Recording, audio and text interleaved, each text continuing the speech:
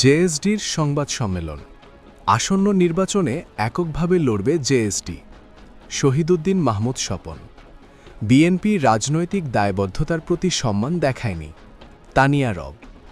দেশের বিদ্যমান রাজনৈতিক পরিস্থিতি ও আসন্ন নির্বাচন সম্পর্কে দলীয় অবস্থান তুলে ধরতে আজ সকালে জাতীয় প্রেসক্লাবে এক সংবাদ সম্মেলনের আয়োজন করে জাতীয় সমাজতান্ত্রিক দল জেএসডি। সংবাদ সম্মেলনে দলের সাধারণ সম্পাদক শহীদুদ্দিন মাহমুদ স্বপন আসন্ন জাতীয় সংসদ নির্বাচনে জেএসডি এককভাবে প্রতিদ্বন্দ্বিতা করার আনুষ্ঠানিক ঘোষণা দিয়েছে। জেএসডির সিনিয়র সহসভাপতি তানিয়া রবের সভাপতিত্বে অনুষ্ঠিত এই সংবাদ সম্মেলনে লিখিত বক্তব্য পাঠ করেন দলের সাধারণ সম্পাদক শহীদুদ্দিন মাহমুদ স্বপন।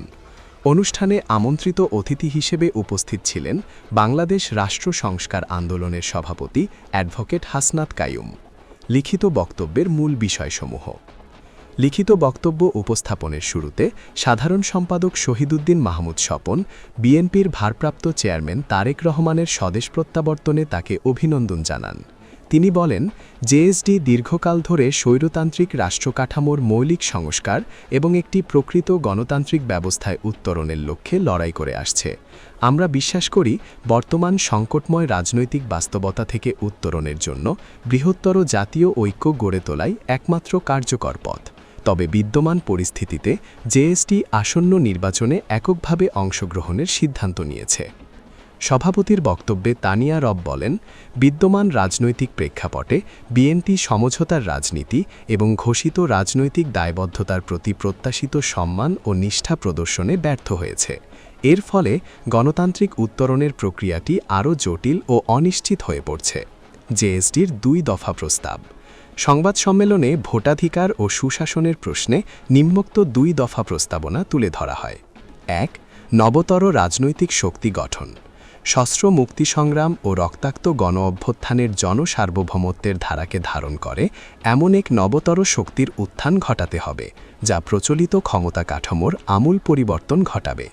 এর মূল লক্ষ্য হবে গণতান্ত্রিক প্রতিষ্ঠানসমূহের পুনর্গঠন, বৈষম্যহীন ন্যায় বিচার নিশ্চিত করা এবং রাষ্ট্রের গুণগত রূপান্তর সাধন করে জনগণের নিরঙ্কুশ মালিকানা প্রতিষ্ঠা করা। ২. নির্বাচনী কৌশল। আসন্ন নির্বাচনে জেএসডি অংশীদারিত্বের গণতন্ত্র প্রতিষ্ঠার প্রতিশ্রুতি নিয়ে এককভাবে অংশগ্রহণ করবে। তবে পরিস্থিতি বিবেচনায় রাষ্ট্র সংস্কার বা রাষ্ট্র রূপান্তরের পক্ষের শক্তিগুলোর সাথে রাজনৈতিক মেরুকরণের মাধ্যমে প্রতিদ্বন্দ্বিতা করার পথও খোলা রাখা হয়েছে।